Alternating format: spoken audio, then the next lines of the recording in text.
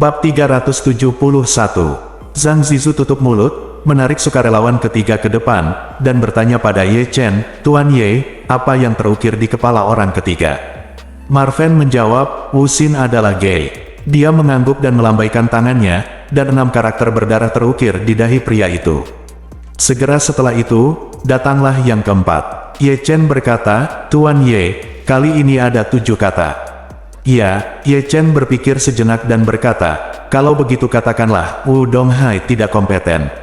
Petik 2. Anda tertawa terbahak-bahak dan berkata, "Tuan Ye, mengapa burung tidak kompeten? Bukankah itu seks?" Ye Chen melambaikan tangannya, "Seks adalah kata yang sensitif dan tidak bisa digunakan sembarangan. Gadis akan tersipu jika melihatnya." Segera setelah itu, kaligrafi tubuh manusia orang keempat juga selesai dibuat. Yang terakhir tersisa adalah Zhang Zizu. Zhang Zizu sangat ketakutan sehingga kepala dan wajah keempat adik laki-lakinya berlumuran darah. Dia adalah orang yang sangat sombong, dan kekuatannya selalu tak tertandingi, yang memberinya ilusi bahwa saya adalah yang terbaik di dunia. Semakin banyak ilusi ini ada, semakin berat beban menjadi seorang idola. Namun, dia benar-benar tidak berani mengatakan omong kosong lagi saat ini. Jika tidak, dia benar-benar takut Ye Chen akan menyuruhnya mengukir formulir keberangkatan untuknya. Jangankan mengukir panduan sang guru, bahkan jika itu untuk mengukir pikiran malam yang tenang, saya tidak tahan. Jadi dia hanya bisa gemetar dan menangis dalam diam, menunggu saat reputasinya akan hancur. Saat ini, Zhang Zizu hanya memiliki satu keinginan di hatinya, yaitu Ye Chen tidak boleh membiarkan dirinya menulis kalimat yang terlalu vulgar. Namun, dia tidak memahami Ye Chen. Saat ini, Ye Chen suka menjadi lebih vulgar. Dia mengarahkan pisau berdarah itu ke Zhang Zizu yang pucat dan bertanya, "Tuan Ye, apa ukiran cucu ini?" Ye Chen berpikir sejenak dan berkata, "Itu 8 kata, kan?" Pada saat itu, seharusnya lebih santai, lebih ramah orang, dan lebih membumi. Mengatakan itu, Ye Chen menambahkan, "Dengan cara ini, beri dia kata-kata, aku ingin buang air besar untuk Wu Xin."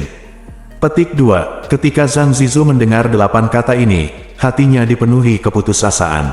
Dia segera bertanya, "Tuan Ye, apakah saya salah? Ukilah yang suka makan kotoran, bukan Wu Xin." Ye Chen melambaikan tangannya dengan santai dan berkata, "Oh, sama saja." Bagaimanapun, dia ingin menunjukkannya kepada Wu Donghai dan Wu Xin ketika dia kembali. Lebih baik mengukir Wu Xin. Oke, mengangguk dan berkata, "Kalau begitu aku akan mengukirnya untuknya, membuatnya lebih besar dan lebih dalam." Zhang Zizu melihat ujung pisau yang berdarah dan berteriak, "Bolehkah aku meminta satu hal padamu?" Petik 2. Dia berkata dengan sabar, "Mengapa kamu berbicara begitu banyak omong kosong?" Zhang Zizu menangis dan berkata, "Saya hanya ingin meminta Anda mengganti pisaunya. Pisau ini diukir oleh Liu Guang dan sekarang telah diukir oleh orang-orang. Tidak disterilkan dan sangat mudah sakit. Jika ada yang mengidap AIDS atau semacamnya, lalu mungkinkah itu infeksi silang?" Begitu Zhang Zizu mengucapkan kata-kata ini, 4 orang lainnya gemetar ketakutan.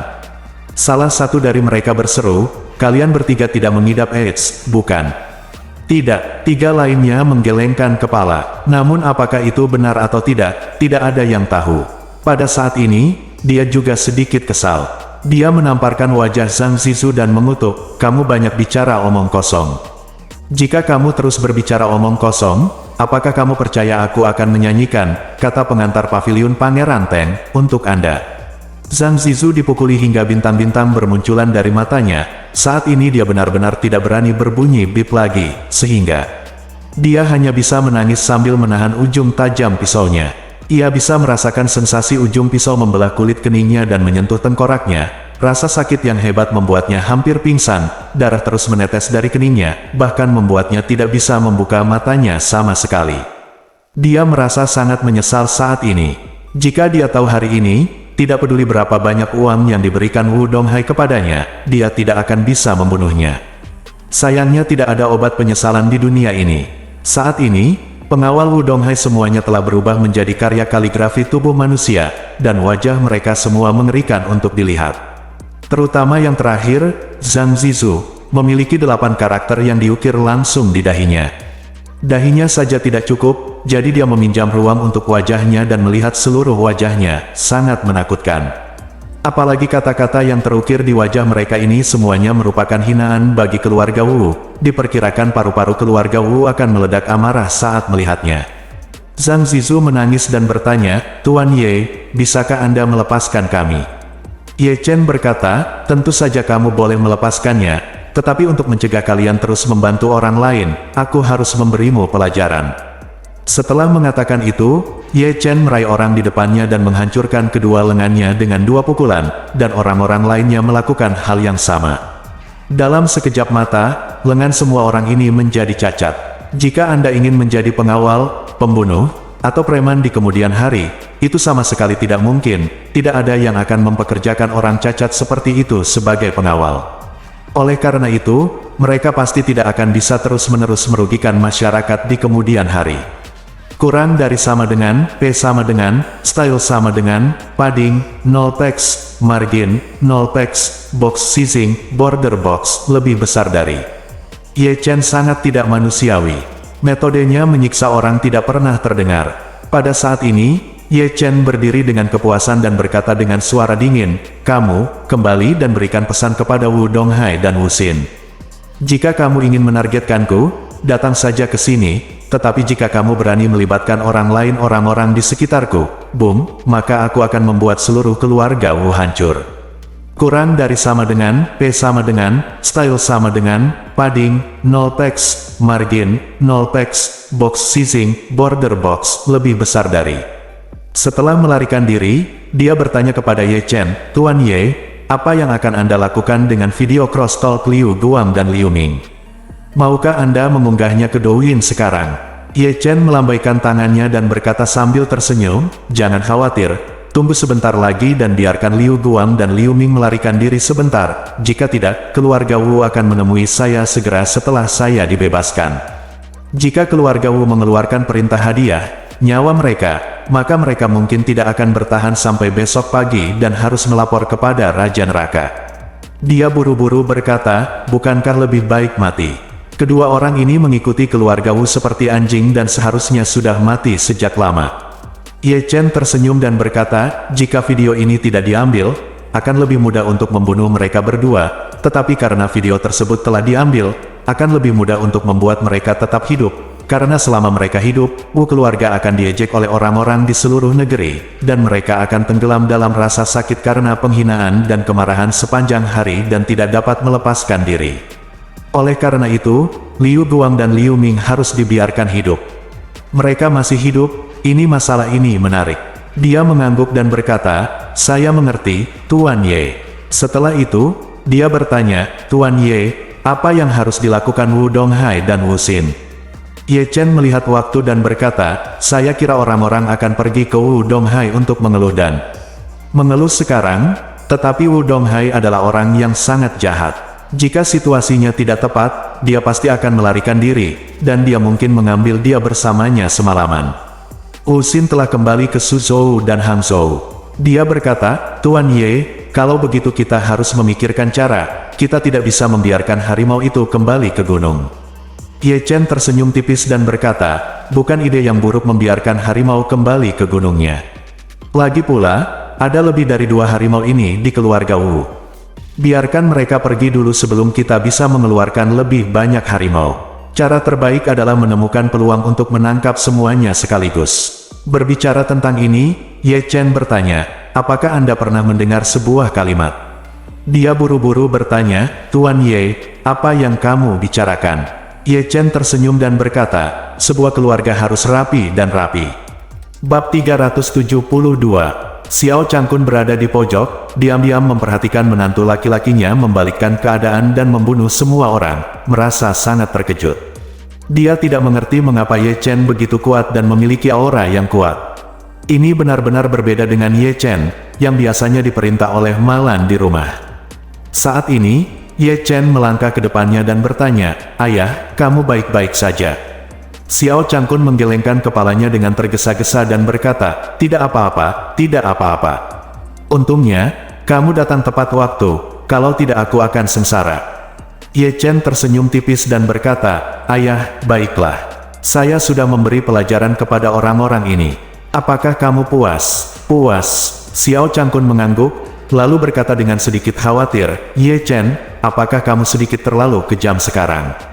Keluarga Wu tidak akan datang untuk membalas dendam padamu, kan? Ye Chen tersenyum dan berkata, saat berhadapan dengan orang-orang seperti keluarga Wu, kamu tidak boleh takut akan balas dendam mereka. Jika kamu tidak memprovokasi dia, dia akan membunuhmu. Jadi daripada melakukan ini, lebih baik pergi bersama dia, bagaimana menurutmu? Xiao Changkun berkata dengan canggung, itu benar, tapi aku hanya khawatir. Mereka bersikeras pada kami dan tidak mau melepaskannya. Kami tidak punya uang sebanyak mereka, dan kami tidak punya bisnis sebesar mereka melakukannya. Jika kita benar-benar melakukannya, kita mungkin harus melakukannya. Anda berada dalam posisi yang dirugikan. Ye Chen melambaikan tangannya, ayah, jangan khawatir, aku akan melindungi Curan, begitu juga kamu dan ibu, jadi jangan khawatir. Xiao Changkun mengangguk. Ye Chen menambahkan, ngomong-ngomong, ayah, untuk mencegah Curan dan ibu mengkhawatirkan hal ini, kita tidak boleh memberitahu mereka saat kita kembali. Itu dia, beraninya Xiao Changkun mengatakannya. Jika Malan tahu tentang hal sebesar itu, kenapa dia masih meledak? Itu pasti akan menimbulkan keributan di rumah. Ye Chen merasa lega. Yang aku takutkan adalah ayah mertuaku tidak bisa tutup mulut dan menceritakan apa yang terjadi hari ini. Tapi mengingat dia tampak ketakutan, kurasa masalah ini bisa diselesaikan. Ye Chen segera berkata kepadanya, temukan lebih banyak bawahan untuk menemanimu hari ini, dan temukan juga beberapa bawahan untuk diam-diam melindungi keluargaku. Jangan anggap enteng. Dia mengangguk dan berkata, Tuan Ye, mohon jangan khawatir, kami akan membuat pengaturannya. Ya, Ye Chen sedikit tersenyum, oke, awalnya aku akan membawa ayah mertuaku pulang. Sekarang masalahnya sudah terselesaikan, saatnya kita kembali. Setelah selesai berbicara, dia berkata kepada Xiao Changkun, ayah, ayo pergi. Oke, Xiao Changkun mengangguk dengan cepat. Kini ia hanya ingin cepat pulang dan mencerna banyak hal yang baru saja terjadi.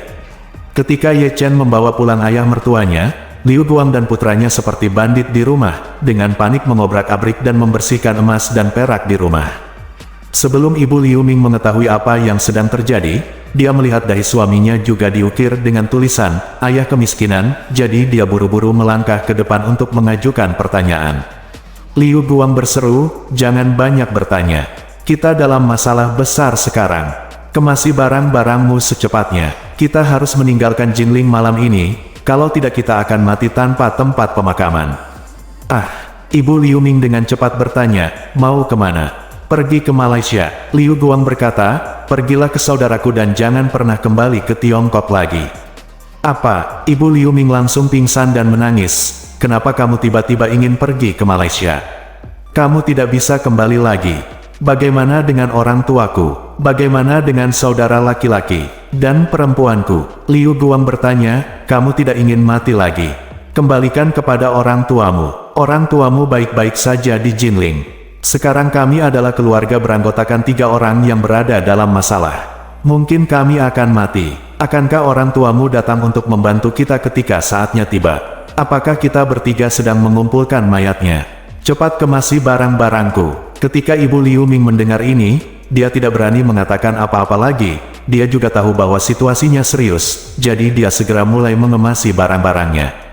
Liu Guang bertanya pada Liu Ming saat ini, lihat apa yang terjadi di Douyin. Apakah video kita telah diposting oleh Ye Chen? Liu Ming merentangkan tangannya dan berkata, ponselku ada pada Ye Chen. Ye Chen mengambil foto dengan ponselku. Sialan, Liu Guang buru-buru mengeluarkan ponselnya, melemparkannya ke Liu Ming, dan berkata, cepat dan periksa Douyin. Liu Ming mengambil telepon dan segera mulai mengunduh dan menginstal Douyin. Setelah menelusuri beberapa video di Douyin, dia menemukan bahwa tidak ada perbincangan antara dia dan ayahnya.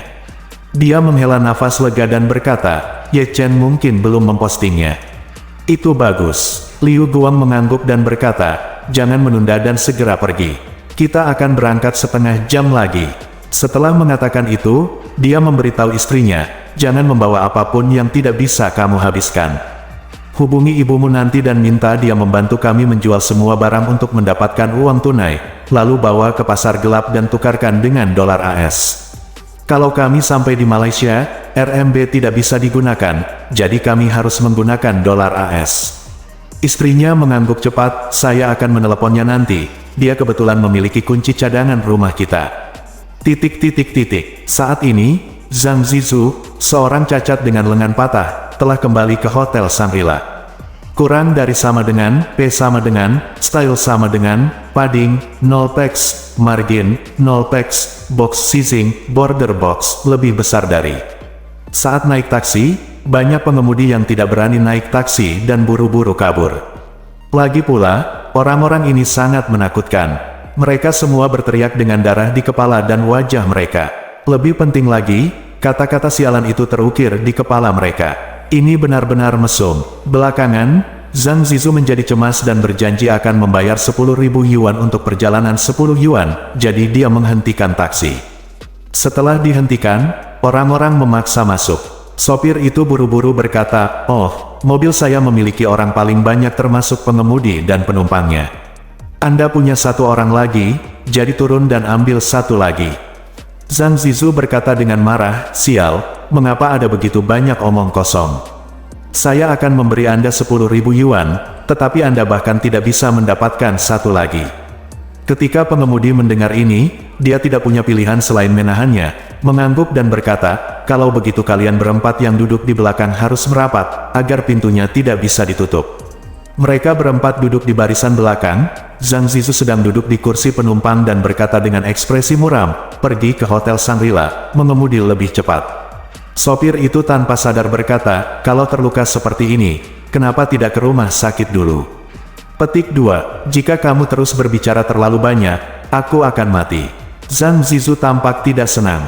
Sopir itu menyusut ketakutan. Anak laki-laki lain tidak bisa menahan diri untuk tidak berkata, "Saudaraku, ayo kita ke rumah sakit dulu. Setidaknya hentikan pendarahannya dan lihat apakah bahunya bisa diselamatkan. Selamatkan aku." Zhang Zizu berkata dengan ekspresi yang sangat muram, "Tidak peduli seberapa bagus ahli bedah ortopedi itu, mustahil bagi kami untuk disembuhkan. Kami harus memberitahu keluarga Wu dan putranya bahwa kami cacat karena mereka tidak peduli apa yang mereka katakan. Kita harus disembuhkan, biaya pemukiman kembali, dan sebagai tambahan, kita harus memberitahu mereka betapa Ye Chen membencinya dan menghinanya. Hanya dengan cara ini dia bisa membuatnya putus asa untuk membunuh Ye Chen dan balas dendam pada kami." Orang lain bertanya, "Saudaraku, jika Tuan Wu dan Tuan Muda tertua melihat kata-kata ini di dahi kita, mereka tidak akan marah kepada kita, bukan? Bagaimana mungkin?" Zhang Zizu berkata, "Ini semua diberikan oleh Ye Chen. Ada hak atas kesalahan dan hak atas hutang. Tuan Wu masih bisa membedakannya." Bab 373. Mobil tiba di pintu masuk Shangri-La. Para pramusaji Shangri-La memandang rendah taksi, dan jarang membukakan pintu untuk tamu taksi. Ketika melihat taksi, mereka sengaja mengabaikannya dan menolak untuk maju. Terjadi keheningan di dalam mobil beberapa saat, dan Zhang Zizu hanya bisa berteriak kepada pengemudinya, "Sial, apakah kamu buta? Apa kamu tidak tahu bagaimana cara membantu membuka pintu?" Sopirnya sedikit kesal dan berkata, "Kalau begitu, Anda bayar ongkosnya dulu. 10.000 yuan, sesuai kesepakatan Anda." Zhang Zizu berkata, "Kamu membukakan pintu untukku, dan ketika kamu keluar dari mobil, kamu mengambilnya dari sakuku. Lenganku terluka dan aku tidak bisa bergerak." Pengemudi tidak punya pilihan selain keluar dari mobil dan membukakan pintu untuk mereka.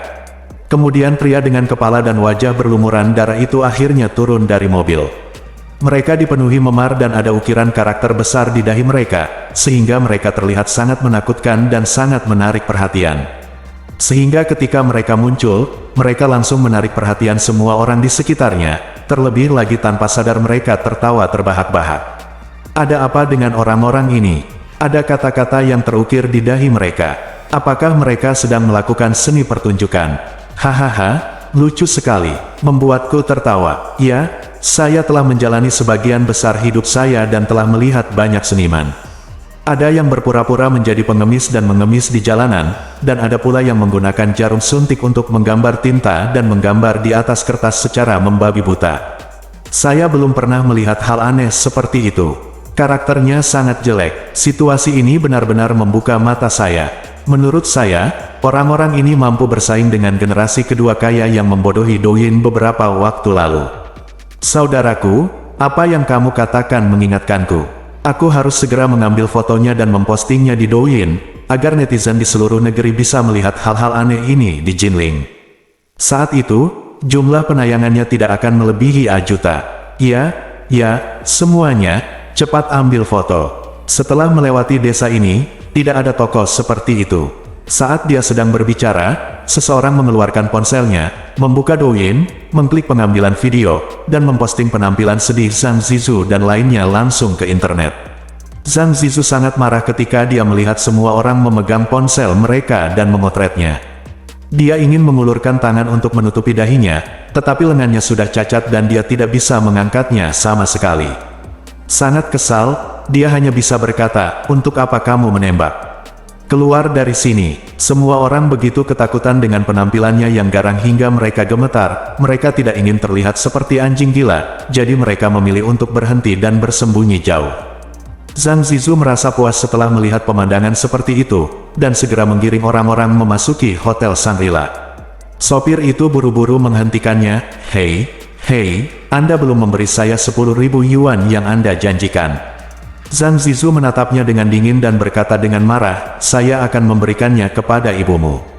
Setelah mengatakan itu, dia mengangkat kakinya dan menendangnya pergi. Meskipun tangannya telah cacat dan fondasi latihan keras selama bertahun-tahun telah hancur, menjadi sopir taksi bukanlah masalah bagi Zhang Zizu. Setelah dia menendangnya, dia langsung berkata kepada 4 orang di sekitarnya, "Sialan, tendang dia sampai mati bersama-sama." Keempat orang itu langsung bergegas dan menendang keras sopir taksi tersebut. Ketika Kapten Keamanan Shangri-La melihat ini, dia segera memimpin timnya dan bergegas, menghentikan mereka, dan berkata dengan dingin, "Teman-teman, jangan membuat masalah di pintu masuk Shangri-La, jika tidak jangan salahkan saya karena bersikap kasar."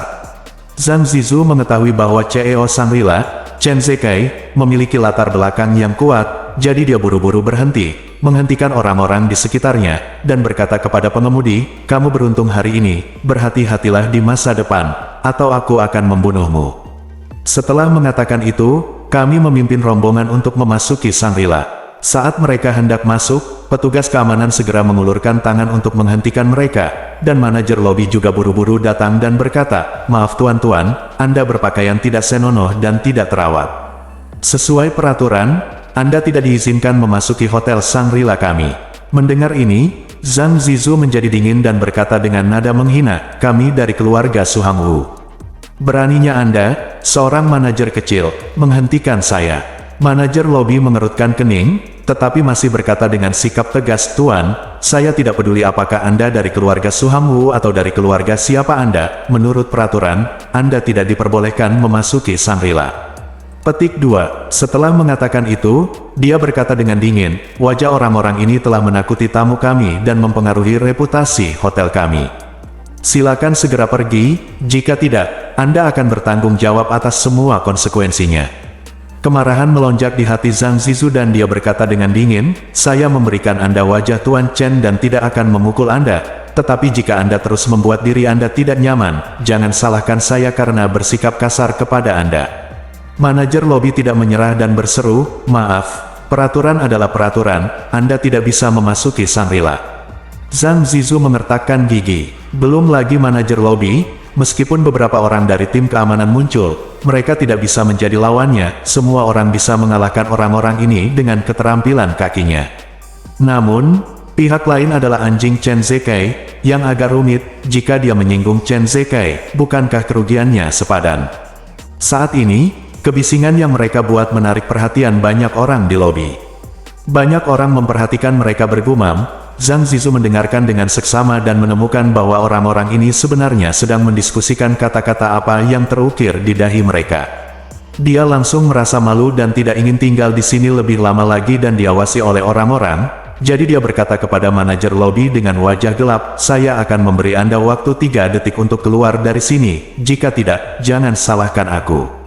Aku tidak sopan padamu." Manajer lobi juga sedikit marah dan segera berteriak kepada Kapten Keamanan, "Kapten Zhang, orang-orang ini sangat mempengaruhi citra Shangri-La, usir mereka semua." Zhang Zizu sangat marah dan mengutuk, kamu sangat tidak tahu malu, pukul aku." Setelah mengatakan itu, dialah yang pertama bergegas ke depan dan menendang manajer lobi itu ke tanah. Dia segera memuntahkan darah dari mulutnya. Zhang Zizu meludahkan dahak berdarah ke wajahnya dan mengutuk, "Kamu tidak tahu bagaimana hidup atau mati. Jika kamu berani berbicara terlalu banyak, percaya atau tidak, aku akan membunuhmu." Manajer lobi menahan rasa sakit yang luar biasa di tubuhnya dan memerintahkan penjaga keamanan di belakangnya, "Usir semua orang yang berani membuat masalah di Shangri-La kita." Namun setelah perintah ini, sebelum beberapa penjaga keamanan sempat bereaksi, tanpa diduga, 4 pengawal keluarga Wu lainnya bergegas maju, dan dalam sekejap mereka mulai menyerang dengan gila-gilaan. Kelompok orang ini telah sangat menderita di depan Ye Chen, dan mereka telah menahan amarah mereka untuk waktu yang lama. Pada saat ini, mereka tiba-tiba memiliki seseorang. Untuk melampiaskan amarah mereka, mereka benar-benar kehilangan akal dan melampiaskannya, kemarahan pada kelompok orang ini. Mereka hanya ingin menjatuhkan sekelompok orang di hadapan mereka, memukul orang sampai mati untuk menghilangkan kebencian di hati mereka. Meskipun tangan mereka diamputasi oleh Ye Chen, mereka berasal dari keluarga Lian, dan kaki serta lutut mereka dapat menyebabkan kerusakan besar pada penjaga keamanan ini. Oleh karena itu, hanya dengan satu gerakan, semua penjaga keamanan yang lemah ini terjatuh ke tanah, menyebabkan lawan kehilangan kekuatan bertarungnya.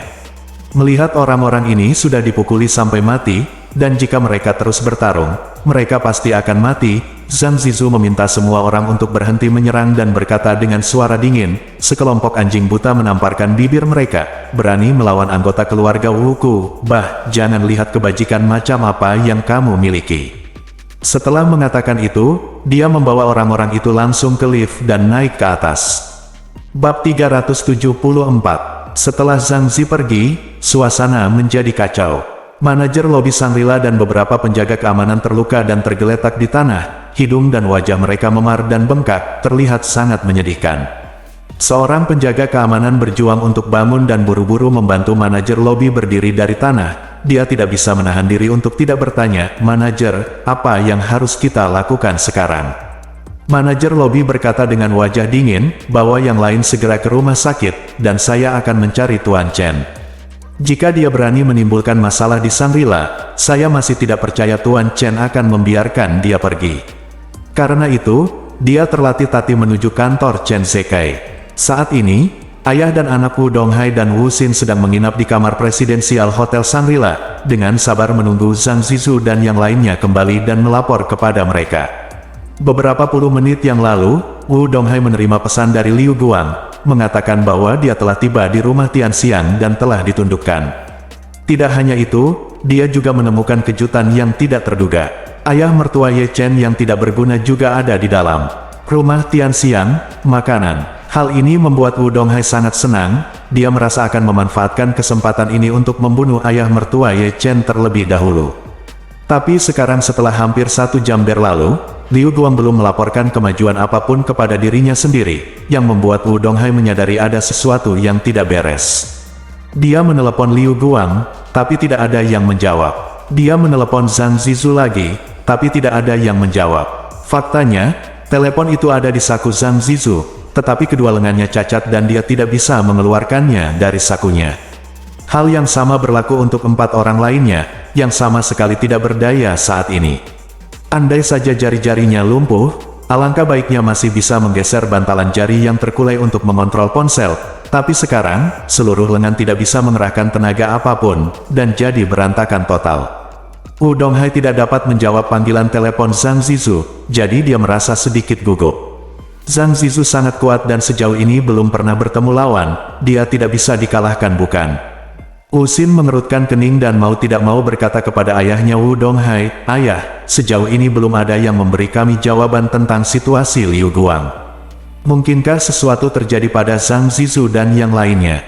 Wu Donghai di samping menggelengkan kepalanya dan berkata dengan percaya diri, "Tidak mungkin. Zhang Zizu dan yang lainnya semuanya adalah praktisi.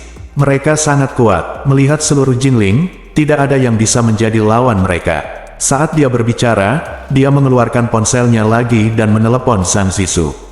Kemudian, dia mendengar telepon seluler berdering di luar koridor. Saat dia masih bertanya-tanya, dia mendengar bel pintu berbunyi. Itu adalah salah satu adik laki-laki Zhang Zizu yang menekan bel pintu dengan dahinya. Ketika Wu Xin mendengar bel pintu berbunyi, dia berseru, mungkin seseorang telah kembali.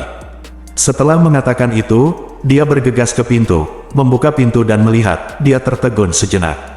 Wu Donghai berjalan perlahan saat ini, masih tersenyum dan berkata, apa yang saya bicarakan? Bagaimana saya bisa mengalahkan Zhang Zizu hanya dengan peran yang tidak penting? Setelah selesai berbicara, ia tidak lupa berkata kepada putranya yang berdiri di depan pintu dengan linglung, dan berkata dengan sungguh-sungguh, kamu, jangan melakukan sesuatu terlalu tergesa-gesa atau mengacaukan posisimu sendiri. Mereka yang mencapai hal-hal besar harus memiliki ketenangan. Anda harus lebih memikirkan kebenaran ini di masa depan. Anda tahu, Wu Xin menelan ludah, menunjuk ke pria seperti hantu dengan ekspresi ngeri di wajahnya, dan berkata dengan hampa, ayah, datang dan lihat. Apa yang kamu lihat? Wu Donghai berkata dengan tenang, bukankah Zizu dan yang lainnya sudah kembali? Mengapa mereka masih berdiri di luar pintu? Mengapa Anda tidak membiarkan mereka masuk dan menjelaskan proses pembunuhan kepada saya secara detail? Ketika Wu Xin mendengar ini, dia tanpa sadar mundur selangkah untuk memberi ruang. Zhang Zizu mengumpulkan keberaniannya, menggoyangkan kedua lengannya yang patah, dan berjalan masuk dengan sedih seperti anjing kampung yang kalah. Ketika Wu Donghai melihat orang itu masuk, dia sangat ketakutan hingga tiba-tiba dia kehilangan cengkeramannya pada cangkir teh dan menjatuhkannya ke tanah. Dia memandang orang-orang yang seperti hantu dan berkata dengan tercengang, kamu, apa yang terjadi? Apa yang terjadi dengan dahimu? Kenapa penuh darah? Ini, kenapa kelihatannya seperti ada yang menulis sesuatu di sana? Karena beberapa orang menundukkan kepala, sulit bagi Wu Donghai untuk mengidentifikasi dengan jelas kata-kata di dahi mereka. Zhang Zizu segera mengambil langkah ke depan, berlutut di depan Wu Donghai sambil menjatuhkan diri, dan berkata dengan ketakutan, Tuan Wu, saya tidak melakukannya dengan baik, tolong hukum saya. Melihat keadaan menyedihkan orang-orang ini, jantung Wu Donghai berdetak kencang, ekspresinya tiba-tiba berubah, dan dia bertanya, ceritakan dengan jelas, apa yang terjadi? Zhang Zizu berlutut di tanah, menundukkan kepalanya dan menangis, Tuan Wu, kami mengikuti instruksi majikan tertua untuk membantu Liu Guang menangani rumah Tianxian hari ini. Kami telah menahan dan bahkan menangkap ayah mertua Ye Chen. Tapi siapa sangka Ye Chen tiba-tiba bergegas masuk. Berbicara tentang ini, dia menangis dan berkata, Tuan Wu, bahwa Ye Chen terlalu kuat. Jangan katakan bahwa saya bukan lawannya. Bahkan gabungan kita semua tidak dapat melakukan apapun padanya. Kita bisa, bahkan tidak mengambil satu gerakan pun, tidak hanya tangan kami semua dilumpuhkan olehnya, tapi dia juga mengukir kata-kata di dahi kami. Wu Donghai merasa seperti tersambar petir. Lebih kuat dari Zhang Zizu. Apakah itu masih manusia? Dia gemetar karena tidak percaya di wajahnya dan berkata, kamu bahkan bukan tandingan Ye Chen yang kalah itu. Pecundang itu begitu kuat. Saat dia berbicara, dia memikirkan tentang ukiran itu dan bertanya dengan tergesa-gesa, ukiran. Kata-kata apa yang kamu ukir? Angkat kepalamu dan biarkan aku melihat. Zhang Zizu dan yang lainnya ragu-ragu sejenak, tetapi mereka tidak berani melanggar perintah Wu Donghai. Mereka hanya bisa mengangkat kepala dengan ekspresi putus asa. Ekspresinya bahkan lebih menyedihkan daripada jika seluruh keluarga telah meninggal. Wu Donghai dan putranya menatap kepala orang-orang ini dan tiba-tiba menjadi sangat marah. Wu Xin bodoh. Wu Qi suka makan kotoran. Wu Xin adalah seorang gay. Wu Donghai tidak kompeten. Aku ingin peduli pada Wu Xin. Melihat kata-kata yang sangat memalukan ini, wajah mereka berubah menjadi hijau karena marah. Wu Donghai telah menjalani sebagian besar hidupnya dan telah melihat segala macam metode hukuman, bahkan dia telah melihat banyak mayat yang mati secara tragis, tetapi dia belum pernah melihat pemandangan seperti itu. Ini sangat kejam. Mengukir kata-kata di dahi orang lain, dan kata-kata yang tertulis di atasnya masih sangat memalukan. Ini benar-benar membuat orang merasa kulit kepalanya mati rasa dan anggota tubuhnya dingin. Wu Donghai panik dan marah, dan bertanya, apakah ini semua dilakukan oleh sampah Ye Chen itu? Zhang Zizu berlutut di tanah dan berkata, itu adalah kata-katanya, dan dia juga meminta saya untuk menyampaikan pesan kepada Anda, mengatakan bahwa jika Anda ingin mengincarnya, datang saja, tetapi jika Anda berani melibatkan orang-orang di sekitarnya, maka dia akan membiarkan keluarga Wu kita tidak ada pemulihan. Setelah Wu Xin mendengar ini, dia menjadi sangat marah, dan mengertakkan gigi dan berkata, "Ayah, hanya Ye Chen yang berani menghancurkan keluarga Wuku. Pernyataan yang sangat besar, bagaimana aku bisa layak menjadi Wu? Wajah keluarga jika aku tidak membunuhnya." Ekspresi Wu Donghai sedikit muram, dan dia berkata, "Menurutmu mudah untuk membunuhnya?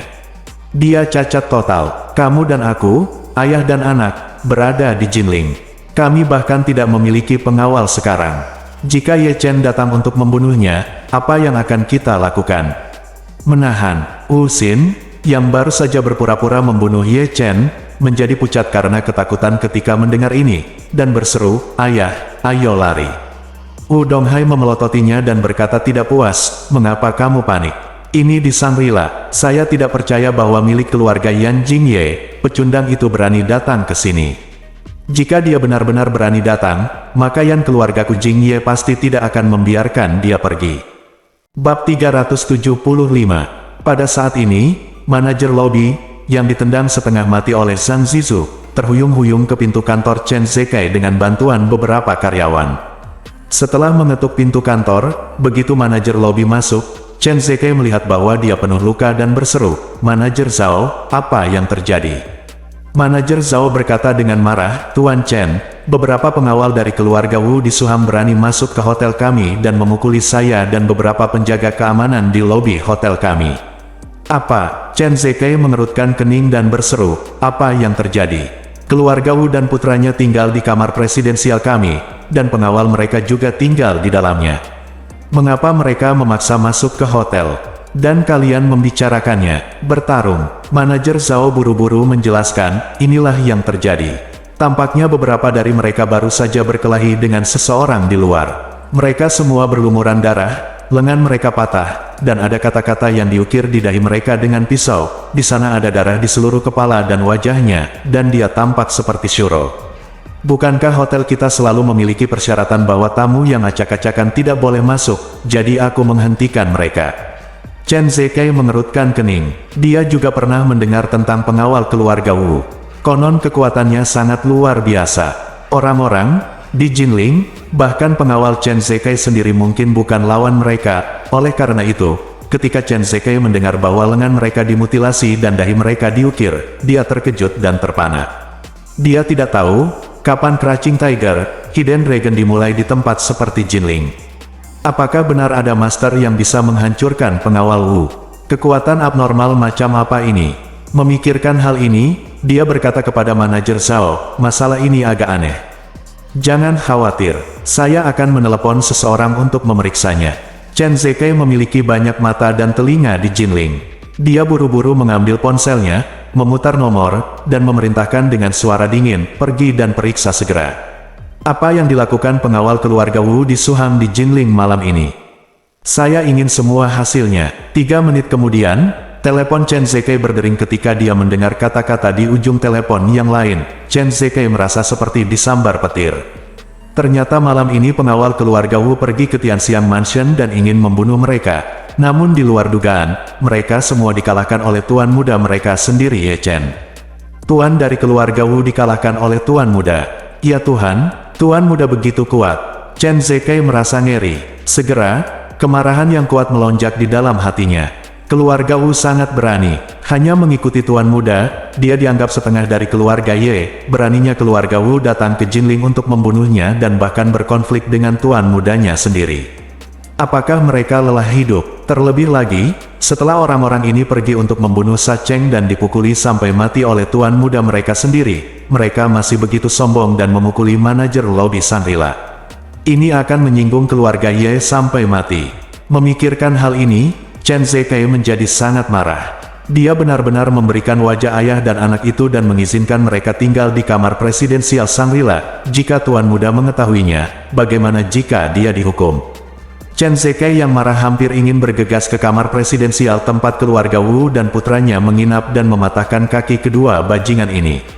Namun, ketika dia mengira tuan muda juga terlibat, dia tidak berani mengambil keputusan tanpa izin, jadi dia segera menelepon Ye Chen. Saat panggilan tersambung, Ye Chen baru saja memarkir mobil. Setelah ayah mertuanya keluar dari mobil, Ye Chen berkata kepadanya, "Ayah, Saya akan menerima telepon sebelum saya bangun. Xiao Changkun mengangguk dan berkata, ambillah, aku akan merokok di luar dan menunggumu. Ye Chen mengangguk. Ayah mertuanya pergi merokok, jadi dia duduk di dalam mobil dan menjawab telepon. Begitu panggilan telepon masuk, Chen Zeke buru-buru berkata, Tuan, saya dengar Anda memiliki konflik dengan pengawal keluarga Wu. Ye Chen bersenandung dan berkata, informasi Anda tepat waktu. Chen Zeke berkata dengan tergesa-gesa, Guru, saya juga mendengar bahwa orang-orang menyebabkan masalah di Shangri-La, jadi saya mengetahuinya setelah meminta seseorang untuk menyelidikinya. Karena itu, Chen Zeke menjelaskan apa yang terjadi setelah Zhang Xi pergi ke Shangri-La. Setelah mendengar ini, Ye Chen berkata dengan dingin, anjing, saya tidak menyangka anjing tidak bisa mengubah kebiasaan makan kotorannya. Saya pikir mereka bisa belajar menjadi lebih jujur dan rendah hati, tapi saya tidak menyangka itu lengan mereka tidak berguna dan mereka masih bisa menggunakan kaki mereka untuk menimbulkan masalah. Chen Zeke buru-buru berkata, Tuan, keluarga Wu dan putranya juga berada di Shangri-La sekarang. Apa yang ingin Anda lakukan dengan mereka? Yang perlu Anda lakukan hanyalah memberi saya perintah dan saya akan segera melakukannya. Ye Chen tersenyum tipis dan berkata, baiklah, pergilah ke kamar mereka dulu dan patahkan kaki anjingnya. Saya akan lihat apa yang bisa mereka lakukan untuk menimbulkan masalah setelah tangan dan kaki mereka cacat total. Chen Zeke berseru, baiklah, Tuan Muda, apakah Anda punya perintah lain? Ye Chen menambahkan, ada juga Wu Donghai dan Wu Xin. Saya belum berencana membunuh mereka, tapi saya tidak bisa menerima mereka begitu saja. Bantu saya mematahkan salah satu kaki mereka dan mengusir mereka dari Jinling. Baik, Chen Zeke segera berkata, jangan khawatir, Tuan Muda, saya akan menangani masalah ini dengan lancar. Setelah berbicara, Chen Zeke bertanya lagi, ngomong-ngomong, Tuan Muda, apakah Anda ingin saya menjelaskannya dengan jelas kepada mereka dan memberitahu mereka keberadaan seperti apa yang telah mereka provokasi? Tidak perlu. Ye Chen berkata dengan tenang, jika aku memberitahu mereka identitas asliku, mereka mungkin akan sangat ketakutan, itu akan membosankan. Mengatakan itu, Ye Chen menambahkan, ingat, kali ini kamu pergi memberi mereka pelajaran karena pengawal keluarga Wu menyebabkan masalah di Shangri-La dan merusak wajah keluarga Ye. Chen Zeke segera berkata, saya mengerti, Tuan Muda. Ya, aku mengerti, ayo kita lakukan. Di kamar presiden saat ini, Wu Donghai sedang memandang bajingan di depannya seperti anjing mati dengan wajah gelap.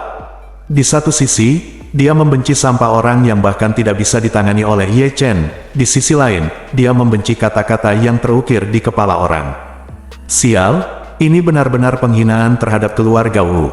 Dia berteriak kepada Zhang Zizu dengan suara dingin, saya akan mengatur seseorang untuk melakukan operasi plastik pada Anda, memotong semua kulit di dahi Anda, dan mentransplantasikan kulit dari bagian lain tubuh Anda. Pada saat itu, kata-kata ini harus dihilangkan. Zhang Zizu buru-buru mengangguk dan berkata dengan gemetar, terima kasih, Tuan Wu. Wu Donghai dulunya sangat menghormati Zhang Zizu, tapi sekarang dia tidak menyukainya. Jadi, dia berkata dengan dingin, saya akan memindahkan sekelompok pengawal baru dari keluarga, dan kemudian Anda dapat langsung bubar. Bubar saat itu juga, Zhang Zizu berseru, Tuan Wu, apakah Anda akan memecat kami? Wu Donghai mengerutkan kening dan bertanya, kalau tidak, haruskah aku tetap menjadikanmu sebagai pengawal? Dengan kondisimu saat ini, apakah kamu masih bisa menjadi pengawal? Zhang Zizu berseru, Tuan Wu, saudara kami telah bersama Anda begitu lama, dan kami telah membunuh banyak orang, mencegah banyak bencana, dan menderita banyak luka untuk Anda. Hari ini, saya dilumpuhkan oleh Ye Chen. Ini juga karena aku membantumu, bagaimana kamu bisa menambahkan penghinaan pada luka saat ini dan meminta kami untuk langsung bubar?